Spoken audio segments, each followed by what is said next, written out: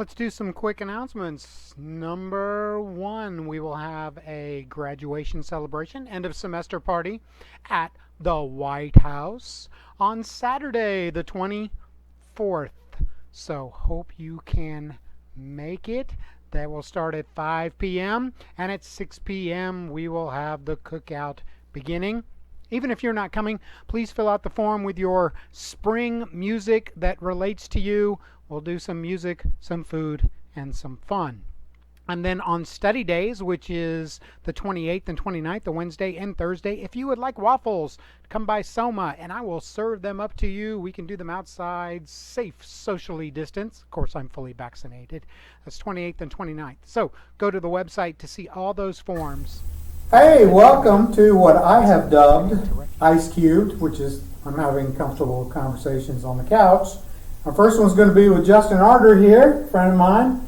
He's also on the Soma board, but also is the communication minister at Sycamore View, where I worship. And we're just going to talk about doubt, which is kind of interesting because we both have doubts. We both sometimes question God, question Jesus, what's going on. But our doubts look totally different. When I start approaching it, sometimes I think about it as in, if there wasn't a Jesus, if it wasn't the way that God originally talked about or worked out, then what would my life be the same? And I come to the realization I don't think it would. If I didn't believe in there was a creator, if I believed in that we just evolved and there was no design, it was all by accident, and just one thing happened on the other. Sometimes I think, Justin, that takes greater faith. Sometimes when I start rationalizing and thinking about it, to think that there's no design to anything, there's no justification behind it, there's no greater being, everything just kind of happened. Think that everything happened just the way it did, the tilt of the earth when you start reading the science and then you get into the science too. Sure. I sometimes think maybe that takes greater faith sometimes to line up all those scientific facts one after the other. And so I let my mind go into those things and think, would I be as faithful to my wife? Would I worry about the poor as much? Because I would see in society for me or in the animal world that the strong survive and the weak needed to be heard out. There's Malthus a long time ago who said we need to allow populations to die and people to die out if they don't have food because there's not enough to go around. And so that just makes it better for those that are still alive. You can look up Malthus on Google or whatever. But my mind might go to those things. So I tend to look at it that way. Justin, you have a totally different way, and you've struggled with faith. You've been a part of the church longer than I have, me coming to my faith later after college. But just those struggles, we still both struggle, but we still also both worship and try to continue pressing into Jesus and what he promises and what God talks about. Yeah, my doubts have been with me since I really can remember. My first memories of faith at all are questions. Questions have always been a part of my faith. They're kind of always just a part of my life. I'm always asking why or how. Sometimes it's from I don't like authoritarian kind of a plan, but sometimes it's just I'm curious, I'm interested. Why this way? Like you said before, I can see how someone might be able to say, that things just happened, but really when you start getting into all the minutia of, even things as simple as habitable zones for planets and gravitational pulls, or the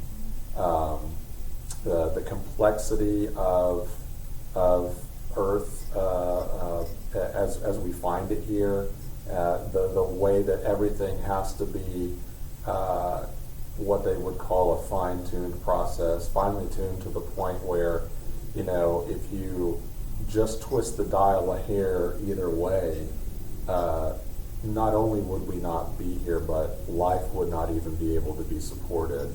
And then, of course, you have the question, why life? Life doesn't have to exist. It hasn't existed on any other planet that we found so far in the universe. And so there are some special things happening here, even for those that may not necessarily come to the conclusion that there is a God. But I will say, yes, I do work for a church. I've been on staff, since probably about 9 years ago, but I'm a guy who wrestles with faith. My doubt is more of an intellectual doubt. I have questions that revolve around, philosophical conundrums or scientific questions or things of that nature, and that's where a lot of mine kind of rests. But there are about three main types of doubt. The first is intellectual. That's kind of where I find myself, and then there are two others. One is emotional doubt, and the other one is volitional. Emotional has to do with someone's personal or individual response to faith, and a lot of times, if you've been in the church at all, you've probably had some really great experiences, but we've all had some not great experiences, and all it takes is for us to just turn on the television. Man, I wouldn't even say over your lifetime, just over the past 12 months of this last year, when we've seen, people berating other people, saying mean things to other people, maybe being unchristlike to holding signs up against homosexuals or other things of this nature where people have not been acting Christ-like. Either what we see in the news or on TV or what we experience personally by being part of a faith community, which we've all probably had some rocky patches. But that emotional doubt really stems from that mood of that personal experience that someone has had. And so emotional would be, like when I think about, see a lot of young people and they say, well, if they claiming they're Christian and they're spouting these ideals, whether holding up one person as their cure-all for everything, and if you oppose this one person, then you must not be a Christian. So young people say, well, I don't believe the way that Christian believes, so I must not be a Christian, or there's no way I could be part of that faith community. Is that kind of where the emotional thing comes in? I think that's a very valid point, that a lot of times churches have tried to have a pretty regimented view of things to the point where if you don't check all of the boxes of belief, that you can't be a part of the community. But emotional specifically is a doubt that comes from the experience that someone has had, and usually just a bad experience. Now, one of the interesting things about emotional doubt is a lot of people will say, I have intellectual doubt, that this is where it stems from, and then when you really kind of poke and prod, what the follow-up is usually, well, someone did this to me in church, or I saw Christians act this way and it was bad or mean or unchristlike, and really it's more of a bad experience than an intellectual doubt. So a lot of times people will say intellectual doubt, but it masquerades, emotional doubt masquerades as intellectual. And the primary type of doubt is actually emotional. It's not a lot of the questions. It's just a bad experience that people have had with Christians, which is sad on the one hand, but we are all flawed. And so that is just a part of it. The third type of faith is volitional, and that is the part where, because of either the experience or the questions, or for some reason or another, they've chosen to disengage completely. They've become apathetic, and so a lot of people may still actually, in their beliefs, be Christian, but they just sort of disengage from the conversation because it's too much baggage, or it was just too difficult to engage. And then there are those that reach volitional and they don't want to have the conversation anymore. And I'm sure a lot of us have had friends that have, I have several friends that, I was with in youth groups or other circles where we used to be a part of faith communities, and they're not anymore. It doesn't mean that someone can't come back from that, but usually once someone makes that decision, unless they really have a change of heart, it's kind of hard to get someone to re-engage. But anything is possible because we serve a big God. But yeah.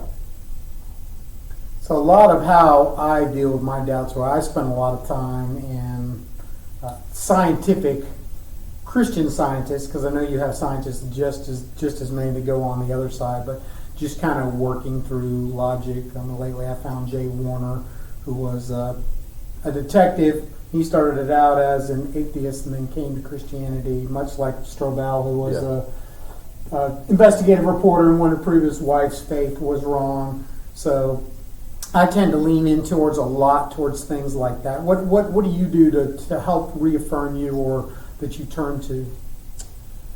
Well, I think for me personally, I've always kind of been on a steady diet of either new Christian literature or a specific study on something that I have a question about, or just probably books that are in the nature of apologetics, because I do find some of that interesting.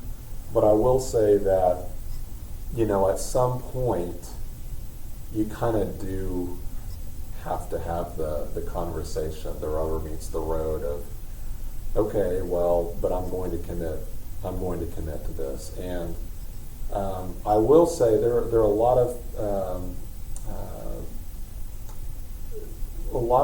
of people have this idea, either because they've been around churches or other things, that I have to, in order for me to come to faith, in order for me to be baptized, in order for me to start my faith journey, I've got to be 100%. I've got to understand everything, and I've got to jump in there, and I need to have it all figured out before I start that journey. And it's just not true. Yeah, totally. And everybody starts, at a different place and at a different spot in the journey. We're both on the same walk, but we may be at different points on that journey, and that's totally fine. You don't even have to believe 100% to be on that path. One of my favorite prayers that comes out of the New Testament is a man that he's in a position where he's trying to have faith, and he says, I believe, but help my unbelief. So he's on the journey, but he's on the journey and he's still wrestling with it. And really, if you get honest with your faith, and I've talked about this with people that are, on staff or shepherds or elders, everybody still has some things that affect them, or they'll have maybe a season. Do you have seasons on occasion? Oh, yeah, definitely. I think a lot of you out there probably may have it too. Like, I think of times when you have death of someone in your family, like you lost your dad when you were really young. I think death affects a lot of people. Like we talked about, I think a lot of young people today, when they see characteristics in people that are not Christ-like but claim to be Christians, that causes a lot of struggles. And then there's that age-old question of, well, if there is such a great, compassionate God, why is there so much hurting? Why is there so much pain? Why is there so much? Which is an age-old question that gets asked by every generation, every person that struggles through faith. And I know, we just have those times. I love, like you mentioned that guy, I love, Doubting Thomas, unfortunately gets the term Doubting Thomas, but a little while earlier, when Jesus says he's going back, and it's not to Jerusalem, we're going back, and Thomas says, well, let's go with him. Even if he's going to be killed, let's go with him. Oh, yeah. And that takes some great faith to say, I'm going to go with this guy. I believe he's the Messiah. If he's going back and they kill him, he can kill me too. But then that one instance where he doubted, he wanted to see the scars. He wanted to see the holes, which I think a lot of us would love that, to be able to touch Jesus and feel the nail-scarred hands or whatever. He gets that whole moniker of doubting Thomas, even though earlier he was willing to die for his faith. And I think both of those can be held in the same instance, right? You can have those doubts and questions like Thomas did, but also pouring into Jesus' story and God's story through Jesus. Right. I mean, in another passage too, this has to do with, after the resurrection in, I believe, Matthew 28, right before we kind of get this Great Commission, Jesus actually ascends, so I can't even imagine being there and witnessing that. But you have some people that are worshiping and some people that are doubting, and it says those words. And so, but those communities of people, that community of people holds those people together, and we help people. And another point that you made is the fact that sometimes we have seasons that kind of maybe prohibit us from being able to see God as clearly as in other seasons in our life. And so today we're actually recording this on a day that it's been raining. We have clouds in the sky. And if you had told me, well, Justin, the sun is there, I could easily say, no, it's not. I'm seeing rain. I'm seeing clouds. It's muggy outside, and it's dark. But in reality, that doesn't change the reality that the sun is still there. And so sometimes there are seasons in our life or storms that come through and maybe prevent us from being able to see quite as clearly as we want to. And the same thing it's the same with faith. It doesn't change the reality that God is there just because either we're in a season or we're in a position where we can't necessarily see Him as clearly. God is still God. God is still there, and it doesn't change that reality. And it doesn't change the reality of the fact that we still need to pursue a relationship with Him, that we still need a Savior. We can decide to put that conversation on the back burner and not engage. I know a lot of people who do, because it's a difficult conversation to have, but it still doesn't change the reality that God exists and that it's, we're supposed to be pursuing that relationship through faith. And faith isn't perfect. Faith is saying, I'm not sure. Help my unbelief. Help me take the next step. If faith, actually the definition of faith is to believe in spite of other things. And belief or faith is a choice. It's not a place that we arrive in. It's a decision that we make. Just like with my wife. We're married, but we choose to stay married because we choose to stay committed to each other. So we are we perfect all the time? No, we're not. But we commit to that. And so in a lot of the same way, you just have to commit and know that if we had 1,000% belief, then it wouldn't actually be faith. It would be certainty. Yeah, exactly. And so certainty and faith aren't the same thing. Faith is, I'm choosing to believe even though I've had some rough patches and some rough things that have happened in life, and I've had bad experiences in the church too, and I've had difficult seasons that have really challenged me in a lot of ways, and I've just had seasons of apathy where I just don't feel like it. But it doesn't change the reality that God is still God, and He's there, and He calls me to pursue a relationship with Him. Yeah. And I'm thankful that God, we're not 100%, and God still loves us anyways.